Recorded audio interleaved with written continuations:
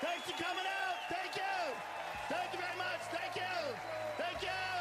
Thank you, brother. I opened up a comedy club in Austin, Texas, a year and a half ago. Thank you very much. When the world got crazy, I had to move to the land of the free.